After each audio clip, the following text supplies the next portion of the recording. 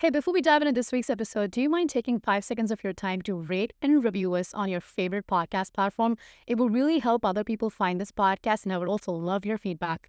Thank you for taking the time. And now let's dive into the episode.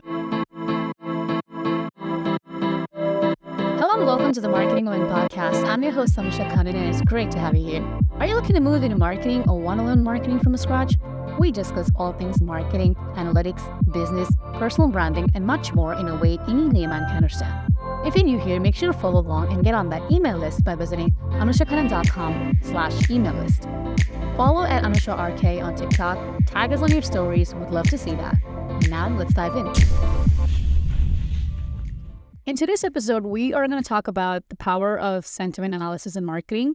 We'll discuss why it's essential, how it's transforming the industry, and practical ways marketers are using it to drive success. As humans, we've been conditioned to understand each other through practice, context, and the subtle cues of human subtext. We pick up on sarcasm, joy, disappointment, all of it without missing a beat.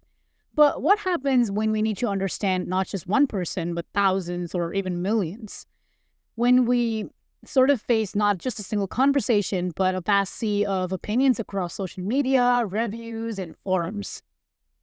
That's a lot to take in as a human, right? And this is where computers are so much better than us. Yes, they may not be able to understand emotions, and they may not be able to understand cues like we do. They cannot find the difference between sarcasm or, oh, this is passive aggressive. Like we say things like that, but they may not be able to understand that. But what they're good at is taking millions and billions of data and processing them. And this is where sentiment analysis steps in. It's a powerful tool that uses machine learning to analyze and interpret the emotional tone from large volumes of text by automating the detection of sentiments like happiness, anger, or sadness. It sort of helps us scale our human intuition to understand the broader public opinion. And we'll get more into how this is done because we just talked about how computers cannot understand sentiments. So how exactly are they supposed to understand our emotions and do analysis on that? But before we dive into that, let's understand why we need sentiment analysis in the first place. Why do we need this technology today? Everybody has so many things to say, right? Twitter, there are probably billions of tweets every single minute. I don't have the exact stats, but every minute people around the world are sharing their thoughts and feelings online. For businesses, policymakers, and media, understanding these sentiments is really important. It helps them gauge public reaction, tailor communications, and respond effectively to what these people are looking for. What do they need? What are their needs? For example, imagine launching a product or a campaign and being able to know almost instantly how your audience feels about it. That's the edge sentiment analysis provides. Great. So now let's get into how does sentiment analysis work. Sentiment analysis is like translating a foreign language into a language that we can all understand. And I'll break this down into simpler terms. The first thing that we do in this analysis is collect data. So first, we gather text from various sources like tweets, reviews, blog posts, focus groups, scripts, or anything that is in a text form. And then second, we identify sentiments. So the core of sentiment analysis involves detecting emotional cues in the text. And this is done using a technique called natural language processing, or NLP. It's a technology that helps computers understand human language. How, Anushka? How is that done? All right, so if we want to talk about NLP, we can talk about that for an entire day. I'm going to just break it down into common things that I've learned. The first thing is tokenization. So NLP is where the technology is helping computers understand, interpret, and generate human language in a way that is both meaningful and useful.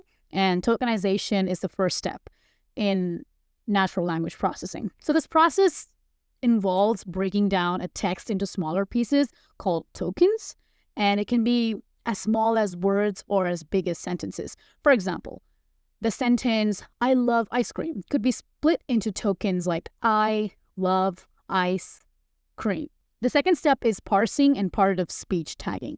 This is all way too technical, but if you're interested, you can understand more about this. And I would love to do another episode on justice. But the second step is after tokenization. NLP uses parsing to determine the grammatical structure of a sentence, identifying relationship between tokens, and part of speech tagging assigns parts of speech to each token like noun, verb, adjective, based on both its definition and its context within the sentence.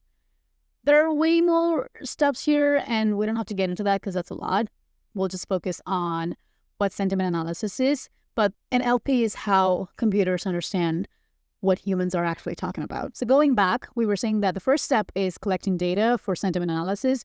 And the second thing is identifying sentiments by using NLP.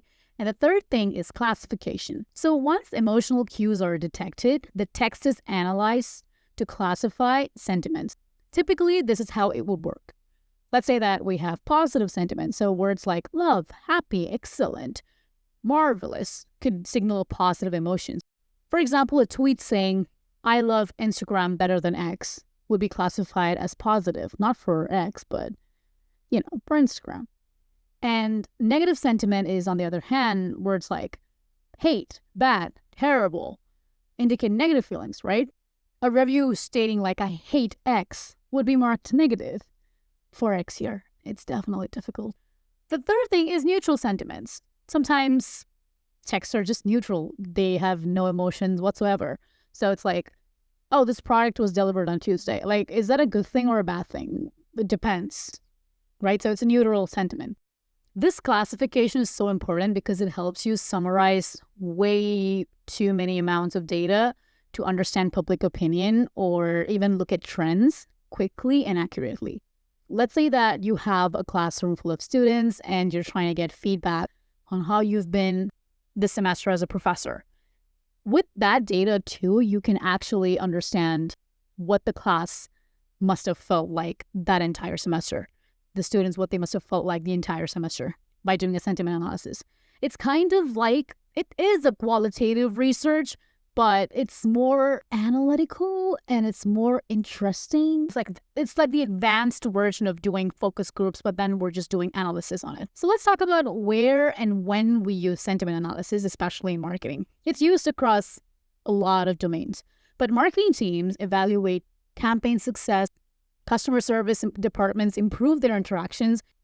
It's used for brand monitoring, right? It includes like social media, blogs, forums, news websites. It helps you understand public perception and helps you identify if there are any shifts in these sentiments. And this can be so helpful because if there's a potential PR crisis or there's negative feedback, you'd be more enabled as a company to handle that. And like I said, customer feedback, of course, customer service. By analyzing reviews and feedback on products and services, business can actually understand, is the customer satisfied? What do they prefer? How do they want to have a conversation with us? Do we develop our product even more? What kind of marketing strategies can we come up with? And it's also like a market research technique, right? It helps you understand broader market trends and consumer sentiments towards certain products, services, or even general market conditions. And this also helps you understand because sometimes consumers will leave comments or feedback like saying, hey, you're charging me this much, but this other brand is only charging me this much. This will help you understand how many consumers actually feel a certain way about another company, another brand, another service, another product. And this is good market research, which is basically competitor analysis. And of course, content optimization. It can tell you what kind of content you're supposed to create. It can be blogs, articles, videos, or even podcasts. It can help you understand the emotional impact of different types of contents and, hey, where is it working better? Which do they resonate more with? And the next thing is influencer marketing, of course. This is such a huge conversation. Sentiment analysis will help you understand most influential individuals in that particular industry and whose followers have positive sentiments about them. This will help a brand only partner with influencers whose audiences are likely to have a positive reaction to partnering with them. And the next thing is customer journey analysis. This helps you understand the overall customer experience. At each stage, how do the customers feel? Did they feel more positive? Did they feel more negative? How can you use that to refine marketing tactics to, of course, enhance customer experience and retention?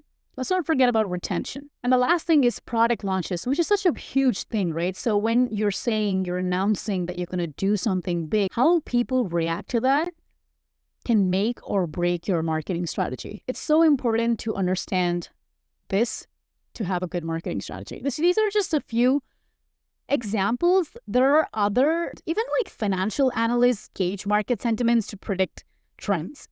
So it's not just for business, right? Researchers and governments use it to monitor social trends, public health responses, or even to gauge electoral sentiments. Sentiment analysis extends our human capability to empathize and understand, translating raw data into genuine insights. Because I think when we're trying to do a sentiment analysis on our own, we sort of have this biased perspective that we bring to the table, but computers don't generally have that. And it represents a merging of technology with human insight, and it sort of changes how we interact with data. Like I said, we are not biased. The computer is not biased. It doesn't care. It's just like, oh, you've given me this, I'm going to process it and give you back another data or another output. This is sort of like an overview of what sentiment analysis is and how it's used across various domains, especially in marketing.